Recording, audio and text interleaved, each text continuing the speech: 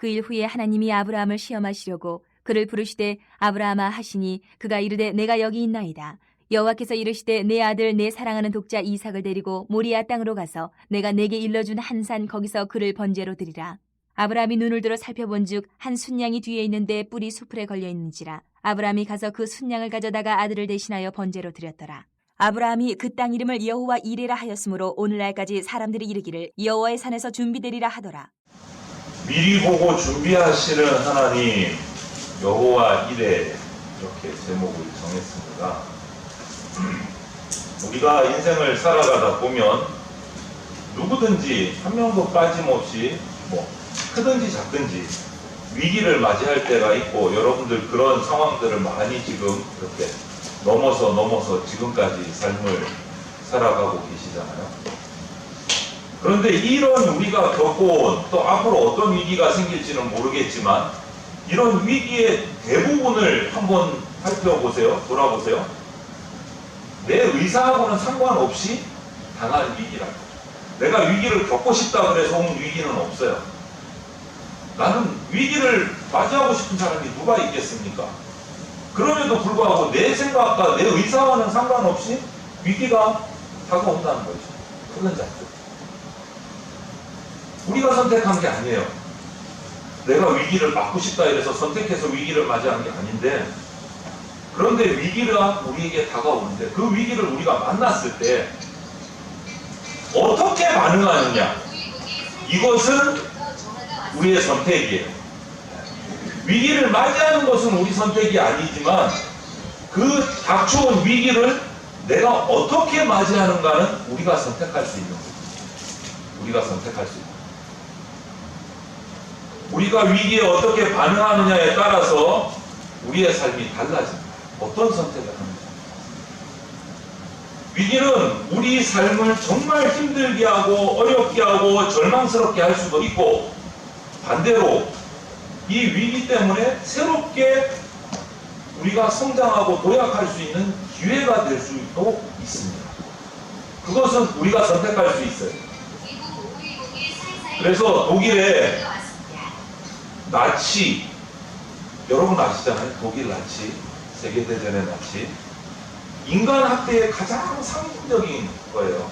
근데 그 나치 수용소 중에서도 가장 지독한 수용소를 혹시 아십니까? 영화에도 종종 등장을 해요. 아우슈비츠라는 이 수용소, 정말 끔찍한 수용소예요. 그런데 이 2차 대전 당시에 이 수용소에 갇혀있던 사람 가운데 유대인만 있었던 게 아니고 다른 나라 사람도 많은데, 오스트리아의 정신의학자였던 빅터 프랭클 박사님도 갇혔어요. 이분도 크리스찬이었어요. 갇혔어요. 그런데 수용소로 잡혀가면서 너무나 연구를 지금까지 해왔던 연구가 너무 소중하고 아직 다 마치지 못했기 때문에 딴 거는 다 잃어도 이 논문만은, 이 연구만은 내가 꼭 보존을 해야 되겠다. 속옷에다가 꼭이 접어서 똘똘똘 말아서 속옷 기축한 데다가 탁 숙여가지고 잡혀갔어요. 성공할 줄 알았는데 이 수용소에 수감이 되면 홀딱 다 벗기는 거예요. 홀딱 다 벗기는 거예요. 속옷까지 싹 다. 들통이 났어요. 다 뺏겼어요. 뭐 속옷에서 숨긴들 뭐합니까? 옷을 싹 다 벗기고 자기들 수용소 죄수복을 입히는데 다 뺏겼어요. 실망을 했어요. 원고까지 뺏겼어. 내가 지금까지 얼마나 연구한 건데, 이 박사님은 그게 정말 자기의 마지막 연구다. 이것만큼은 완성시켜야 된다. 정말 자기에게는 생명과 같은 연구였는데 그 자리를 다 뺏긴 거예요. 실망을 하려다가 갑자기 든 생각이 뭐냐면, 하지만 아직까지 나에게는 남아있는 자유가 있다 라는 것을 깨달았어요. 순간. 아니 수용소에 갇혀서 다 뺏기고 홀딱 벗김을 당하고 죄수복을 입고 뭐가 남았을까? 그런데 이 박사님이 떠오른 게 뭐냐면, 지금 나에게 이렇게 감당할 수 없는 위기, 비극, 언제 죽을지 모르는 수용소에 갇힌 나치들에게 고난당하는 이 비극에 내가 어떻게 반응할 것인가는 내 마음대로 선택할 수 있겠구나. 이게 또 대단한 분이에요. 그 위기가 오면서.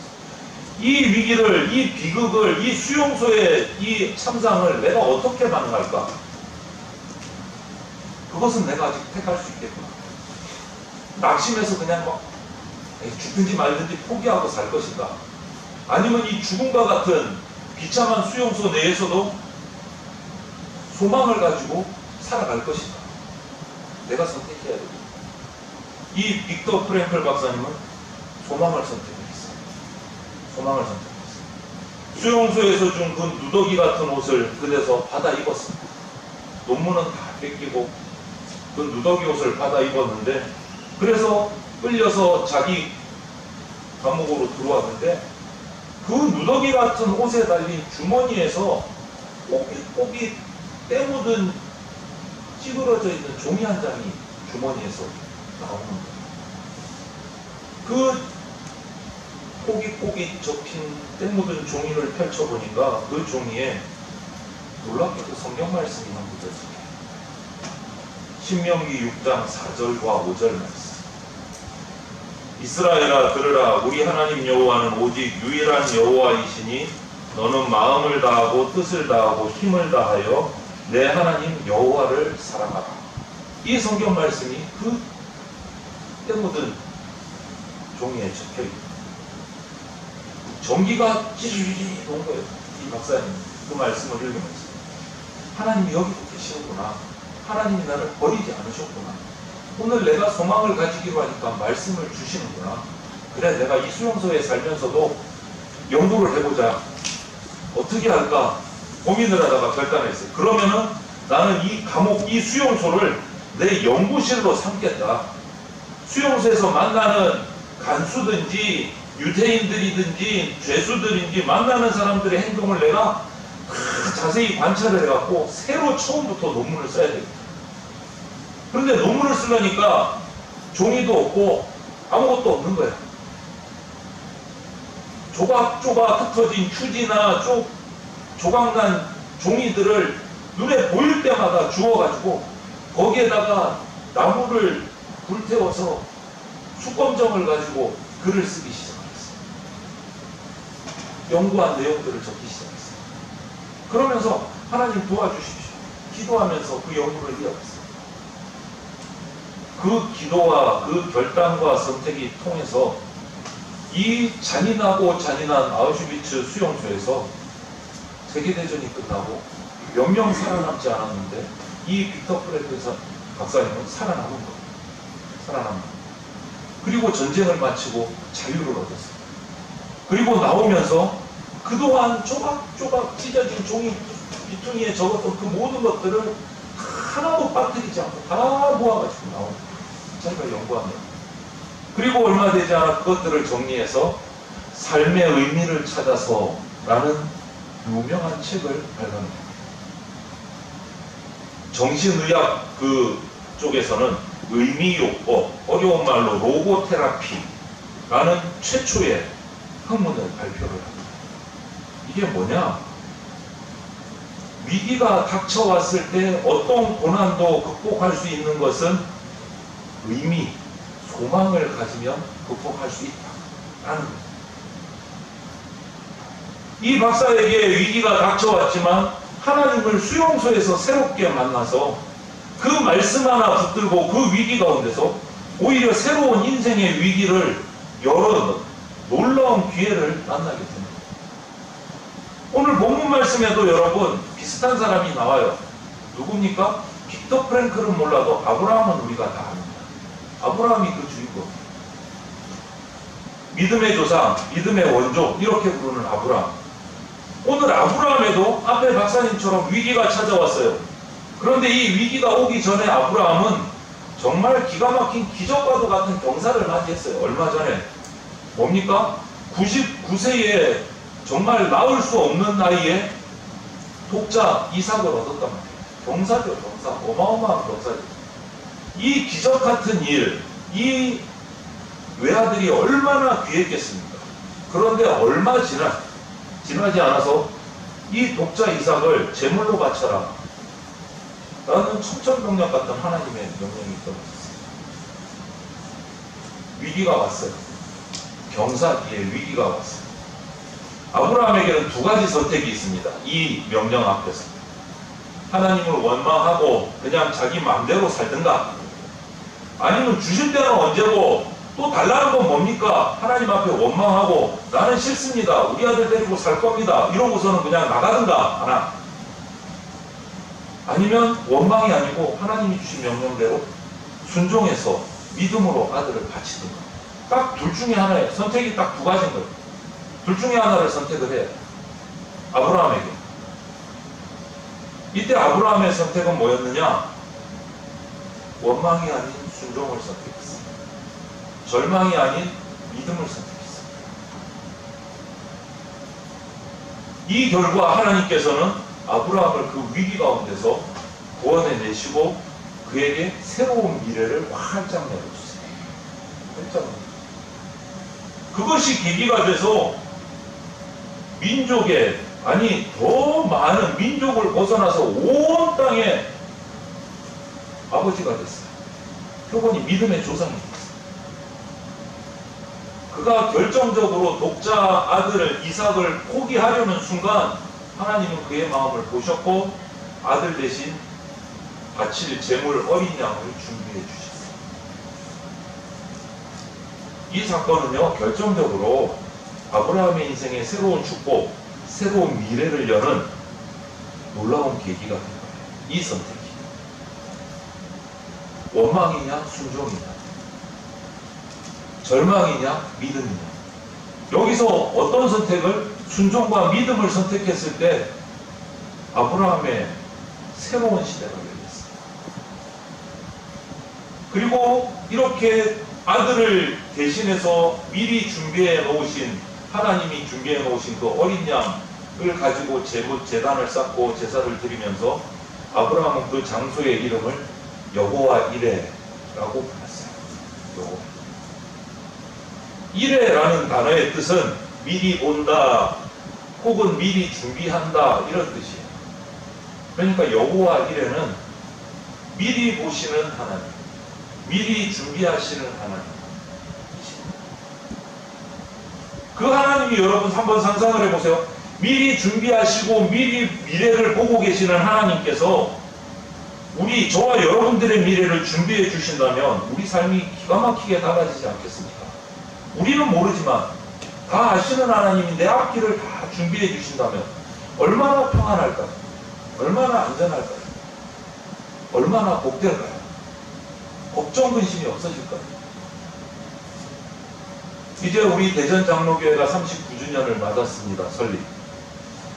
우리 교회와 우리 공동체에 속한 저와 여러분 성도들이 인생에서 겪는 크고 작은 위기들 또는 고통들을 넘어서서 새로운 인생을 살기를 소망을 합니다. 어떻게요? 여호와의 하나님을 만나서 살기를 원합니다. 그 길을 우리가 찾아보려고 해요. 첫 번째, 여호와의 하나님을 만나는 방법은 우리에게, 나에게, 우리 교회에 닥친 위기를 시험으로 받아들일 줄 알아요. 시험, 테스트로 받아들일 줄 알아요. 우리가 인생을 살면서 겪는 대부분의 고통은 하늘에서 내려준 시험 문제와 같다라고 생각을 하시면 돼요. 사탄이 우리에게 주는 미혹도 있지만 거의 대부분은 하나님이 주시는 시험이에요. 그 시험 문제를 하나하나 풀어가다 보면 끝이 보이는 겁니다. 창세기 22장 1절에 그 일 후에 하나님이 아브라함을 시험하시려고, 이렇게 시작해요. 하나님이 아브라함을 시험하시려고. 여기서 시험이라고 표현을 했습니다. 시험은 필요한 거예요, 여러분. 그런데 시험을 좋아하는 사람이 있습니까? 없어요. 시험치기 좋아하는 사람이 누가 있어요? 우리 오늘 원규도 있는데 시험치기 좋아하는 사람 아무도 없습니다. 외롭죠. 그런데 시험은 필요해요. 왜 필요합니까? 시험을 치르고 나면 객관적으로 내가 어떤 것이 부족하고 어떤 것이 잘 됐는지를 확인할 수 있으니까 나의 부족한 것들을 채울 수도 있고 내가 잘 된 것들을 더 발전시킬 수도 있는 근거가 되는 거예요, 시험이. 그래서 필요한 거예요. 그래서. 그런데 우리나라 부모님들은 이제 그거는 상관없이 오로지 점수를 따지죠. 숫자가 몇 점이냐. 잘 쳤니 못 쳤니 거기서 나오는 의미는 잘 안 따져요. 안타깝게도 우리나라 전체가 그런 것 같아요. 안타깝게 바람직한 건 아닙니다. 하지만 하나님의 시험은 성적이 중요한 게 아니에요. 거기서 내가 무엇이 잘못됐고 무엇을 고쳐야 하고 무엇이 잘 됐는가를 확인해야 돼요. 그러려고 하나님이 우리에게 시험을 주시다. 이 고난의 시험을 통해서 우리의 모자람을 보충하고 더 나은 인생으로 하나님 앞에 살 수 있는 거죠. 옥스퍼드 대학교, 캠브리지 대학교, 유명한 명문 대학교에서 학생들을 가르쳤던 C.S. 루이스라는 박사님이 계세요. 저도 많은 책들을 그분이 적은 책을 다 읽어봤어요. 대단히 존경하는 신학 박사님이세요. 그분이 한 번은 강의를 하는데 학생이 이런 질문을 했습니다. 교수님이 예수님을 믿으신다고 하는데 하나님이 살아계신다면 이 세상에 왜 이렇게 설명할 수 없는 고난이 많이 옵니까? 이 설명하기 어려운 이해할 수 없는 이 고통들이 왜 이렇게 많습니까? 하나님이 살아계신 거 맞습니까? 이렇게 질문을 했어요. 이때 이 C.S. 루이스 교수님이 이 학생에게 묘명한 대답을 했습니다. 이렇게 학생, 그렇지 않아도 우리 인간이 교만한 인생인데 그런 고통마저 없으면 사람들이 얼마나 교만하게 됩니까? 이렇게 됩니다. 우리 인생의 교만함을 너무나 잘 알고 있는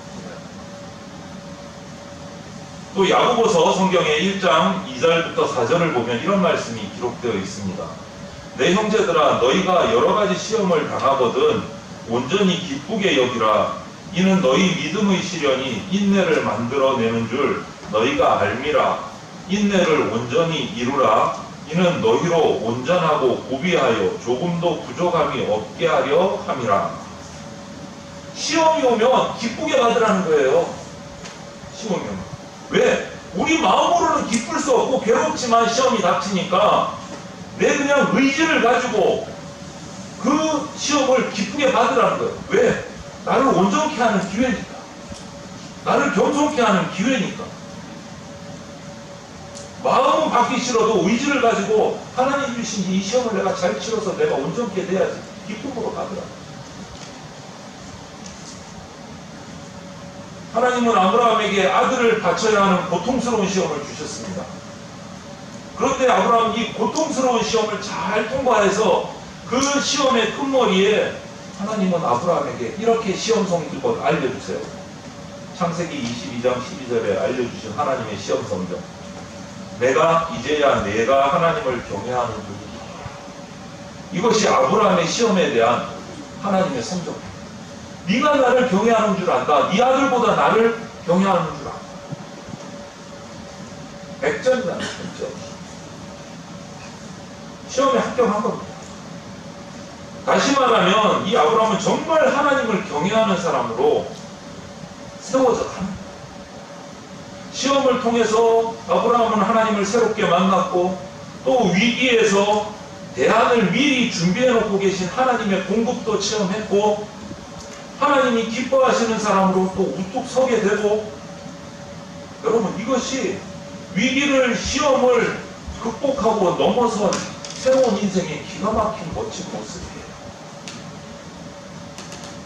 두 번째로 우리는요 이 여호와 이레의 하나님을 만나려면 위기에 믿음으로 반응할 줄 알아야 합니다. 믿음으로. 아브라함은 이 위기를 믿음으로 반응한 사람이에요.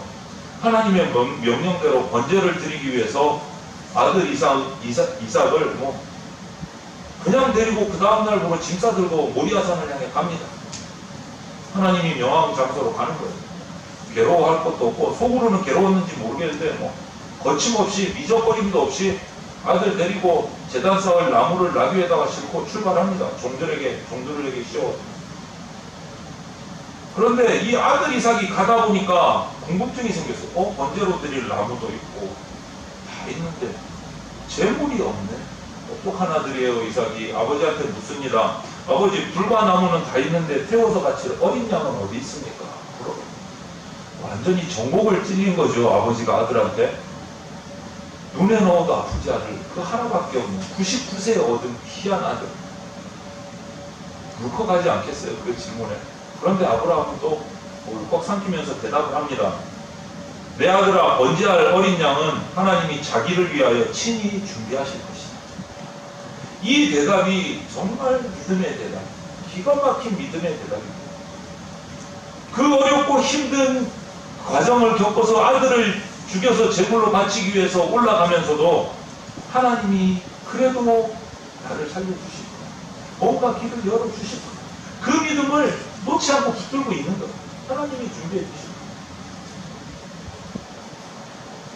그 증거가 뭐냐면 그냥 입에서 툭 던진 말이 아닌 게 뭐냐면 종들과 재물을 다 싣고 와가지고 모리아산에 도착해서 올라가면서 이렇게 말합니다. 창세기 22장 5절에 이에 아브라함이 종들에게 이르되 너희는 나귀와 함께 여기서 기다리라. 내가 아이와 함께 저기 가서 예배하고 우리가 너희에게로 돌아오리라. 이렇게 돼요. 너희들이 이제 수고했으니까 여기서 기다려. 내가 이사 가고 올라가서 하나님 앞에 제사 드리고 내려올게 우리가. 이렇게. 여기서 중요한 말은 뭡니까? 우리가. 올라갈 때는 우리였지만 이삭을 바치면 내려올 때는 우리가 됩니까? 안 됩니까? 안 되잖아요. 그런데 우리가 너희에게로 돌아가. 아브라함의 믿음이 여기서도 보이는 거예요. 우리가 여기로 돌아오리라. 마음 밑바탕에 아들과 함께 돌아오리라. 하나님이 뭔가 준비해 주셨으리라. 하나님의 시험인 것을 느끼면서 믿음으로 나갑니다. 정말 어떻게 보면 이 순간이야말로 원망을 정말 세게 할 수 있는 순간이에요. 하나님 이렇게까지 왔는데도 이삭을 바쳐야 돼요. 그냥 별의별 생각이 다 나고 원망과 질투가 쉽게 다 날 수 있는 상황인데도 아브라함은 그런 말을 나타났어요. 믿음으로 반응해요. 위기 앞에서 믿음으로 반응해요. 그때 어떤 결과가 나타났습니까? 위기 앞에서 칼을 들어서 이제 아들을 잡으려고 하는 그 순간에 그 위기 앞에서도 믿음으로 반응할 때 어떤 결과가 옵니까? 여호와 이레의 하나님을 만나요. 믿음으로 반응할 때 여호와 이레의 하나님, 미리 준비하시는 하나님을 만나요. 그 아이에게서 내 손을 대지 말라. 그에게 아무 일도 하지 말라. 내가 내 아들 내 독자까지도 내게 아끼지 아니하였으니 내가 이제야 내가 하나님을 경외하는 줄 아노라. 오히려 하나님이 깜짝 놀랐어요. 두 번 불렀다고 돼 있어요. 아브라함아 아브라함아. 요즘 말로 그러면 그거죠. 아브라함아 스톱 그만. 하나님이 급하신 거예요. 하나님이 급하신 거예요. 저렇게까지 할 줄로 상상도 못 하셨을 거예요. 이제 네가 나를 경외하는 줄 알겠다. 손대지 마라 이삭에게. 여러분 아브라함처럼 이렇게 하나님이 당황할 정도로 하나님을 섬겨보신 적이 우리 가운데 있을까요? 하나님이 깜짝 놀랄 정도로 믿음으로 반응해 보신 적이 있을까요?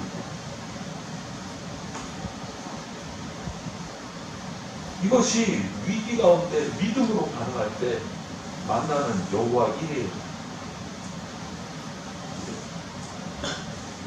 한 가지 더 우리가 여호와 이레 하나님을 만나기 위한 방법은요, 위기 가운데 예수님을 깊이 만나요. 예수님을 깊이. 하나님은 미리 숯불에 순양을 준비해 놓으셨어요. 하나님이 준비한 그 어린 양을 가지고 이삭을 대신해서 그날 제사를 드리고 예배를 드리고, 이날부터 아브라함은 새로운 인생을 살기 시작해요. 위기가 축복으로 변한 거예요. 독자 이삭을 바쳐야 했던 절제절명의 위기가 믿음의 조상, 민족의 조상이 되는 축복으로 바뀝니다. 그런데 여러분, 그 아브라함의 모리아산의 그 제단에 어린 양을 준비하신 하나님께서, 이삭을 대신해서 모리아산 제단 위에 어린 양을 준비하신 하나님께서 지금으로부터 2000년 전에 저와 여러분들을 위해서 또 하나의 제물을 준비하셨습니다. 그것은 모리아 제단이 아니고 갈보리 제단입니다. 골고다의 제단입니다. 예루살렘 밖 골고다 언덕 갈보리라고 불리는 그곳에 하나님은 당신의 독자 아들 예수 그리스도를 제물로 십자가에 못 박으셨어요. 누구를 대신해서요? 저와 여러분들을, 나를 대신해서. 인간은 하나님 앞에 죄를 범했고 죄 때문에 하나님의 심판을 피할 수가 없었어요. 그런데 아들 예수 그리스도를 속죄양으로, 어린 양으로 보내시고 예수님으로 인해 내 죄를 대신 지고 십자가에 죽게 하셨어요. 예수님의 그 대속의 죽음을 통해서 내가 용서받고 새 인생이 시작됐습니다. 보라, 세상 죄를 지고 가는 하나님의 어린 양이로다. 바로 어린 양이신 예수 그리스도가 자기 몸을 십자가의 제물로 바쳐서 내가 받아야 될 심판을 대신 받으셨습니다. 그래서 내가 그분을 통해서 용서받고 내가 구원을 경험하고 하나님이 나에게 얘기하신 새 인생을 살게 됩니다. 하나님이 세상을 이처럼 사랑하사 독생자를 주셨으니 이는 그를 믿는 자마다 멸망하지 않고 영생을 얻게 하려 하십니다. 외아들을 십자가에 내어주신 하나님의 그 사랑, 기꺼이 자기 자신을 십자가에 내어주신 예수 그리스도의 그 사랑과 희생을 통해서 내 죄가 해방되고 내가 죄에서 해방되고 자유를 얻었습니다. 구원받은 자로 하나님이 미리 준비하신 하늘 소망을 향해서 나아갈 수 있도록 내 인생이 열린 거예요. 새로운 인생이 열린 거예요. 이게 진짜 복음이에요. 이게 진짜 복음이에요. 다른 거 얘기하면 그건 잘못된 겁니다, 여러분.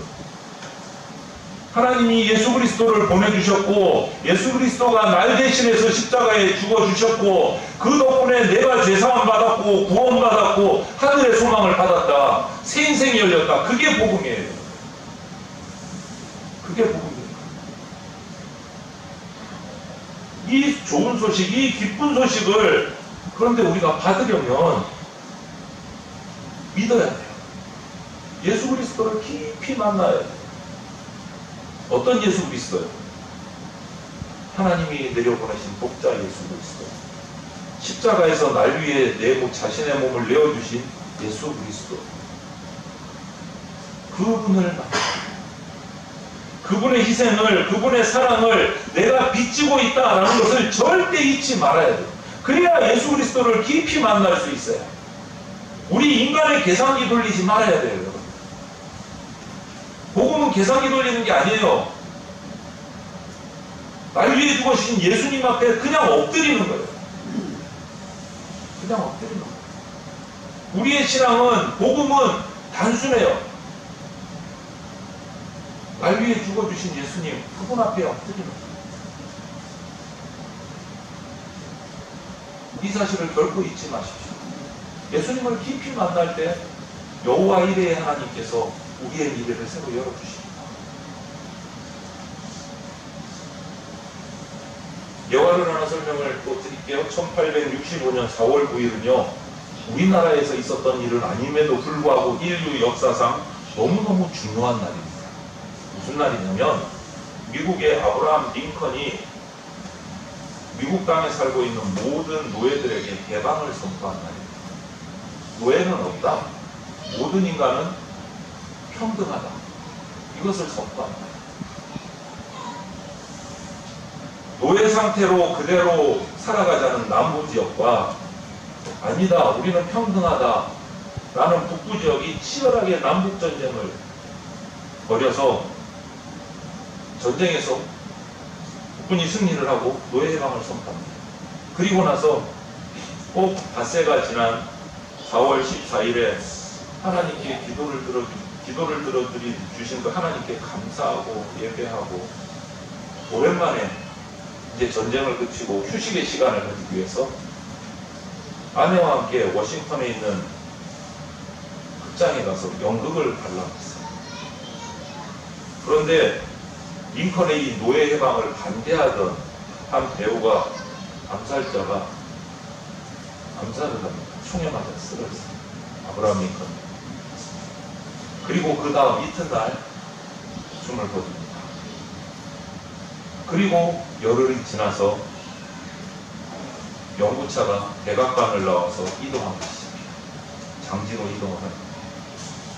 길 양옆에 수많은 사람들이 줄을 이어서 이 링컨의 죽음을, 대통령의 죽음을 애도하고 있어요.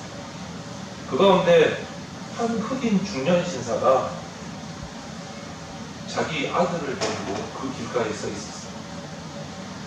링컨 대통령의 영구차가 자기 앞을 바로 지나는 순간 그 작은 흑인 신사가 자기 작은 그 아들을 어쩌 어깨 위로 들어 올리면서 책에 이렇게 기록되어 있어요. 소리를 쳤어요.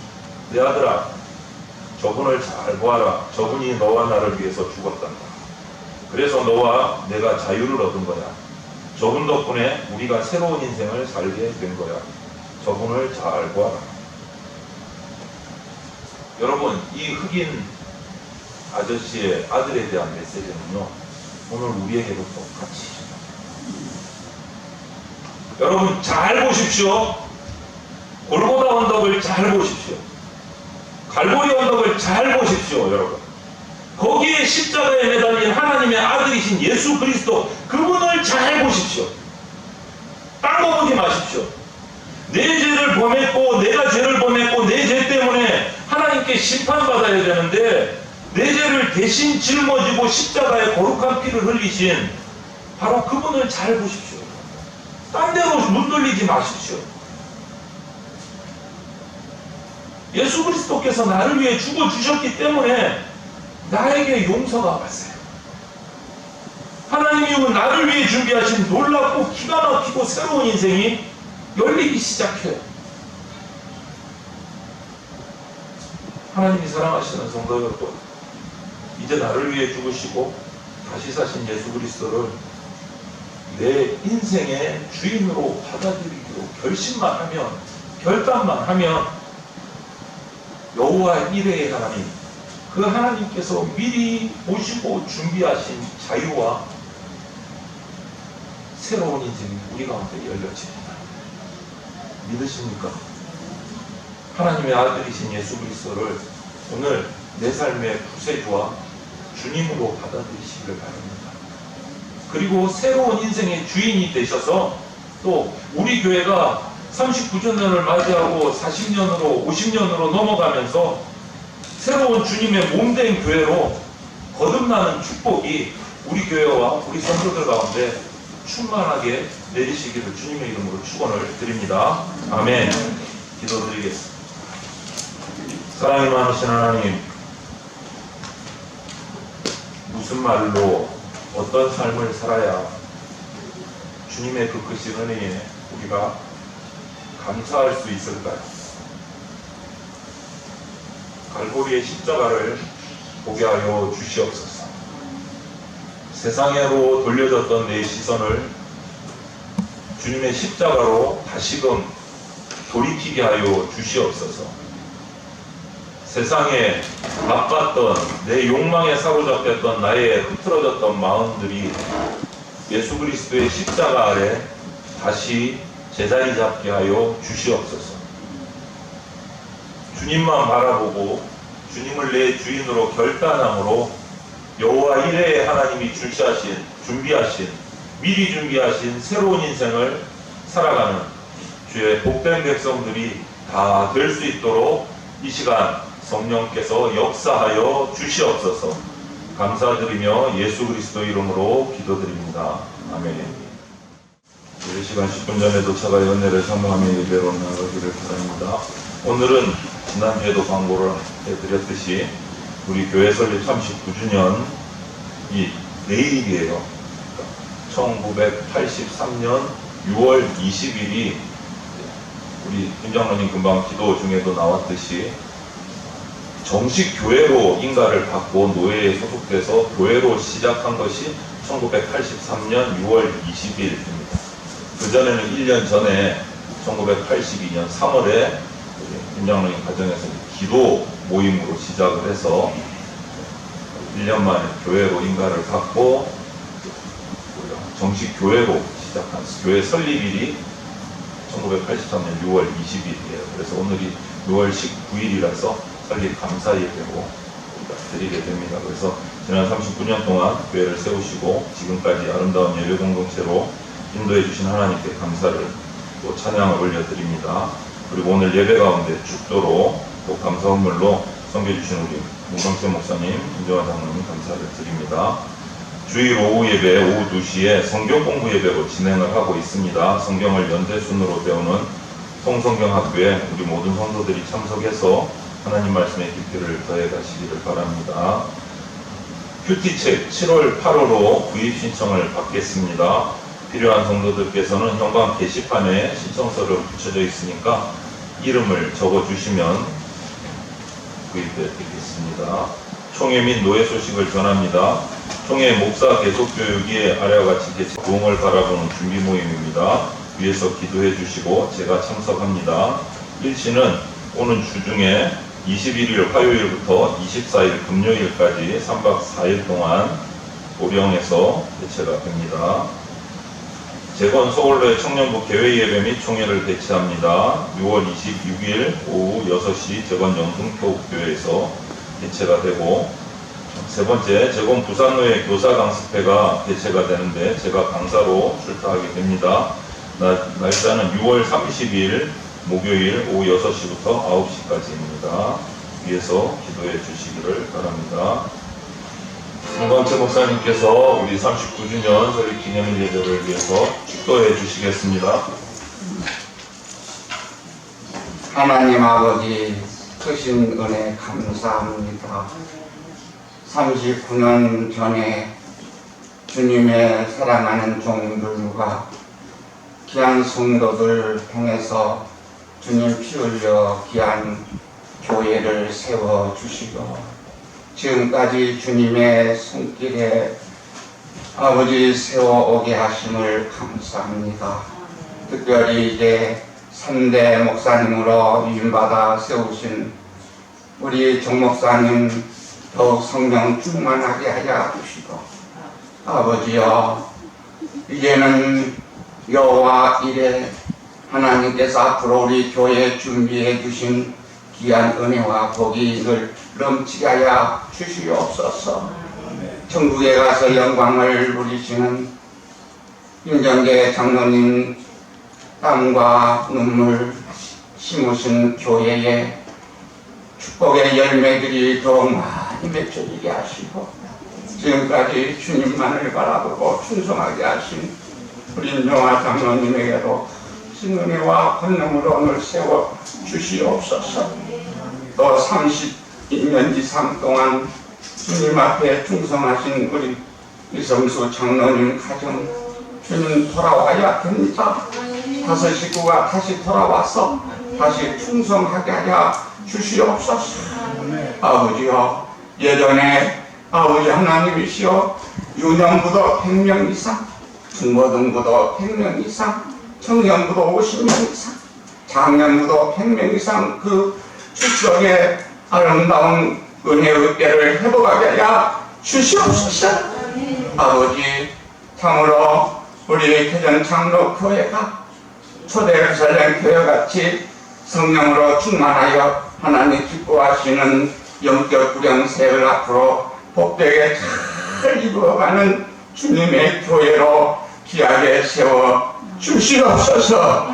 지금은 우리 모든 죄를 속게 하시기 위하여 십자가에 달리셔서 피와 눈물과 땀방울 쏟으셔서 아버지 흰눈보다 희게 써주신 예수님의 크신 사랑과 아버지 하나님의 무한하신 은혜와 성령님의 감동하심과 교통하심과 충만하심이 우리 대전 장로교회 성도님들 가정의 자녀들 아버지 믿음에 선대하신 생업에 지금부터 영원토록 함께 하시기를 간절히 축원하옵나이다. 아멘.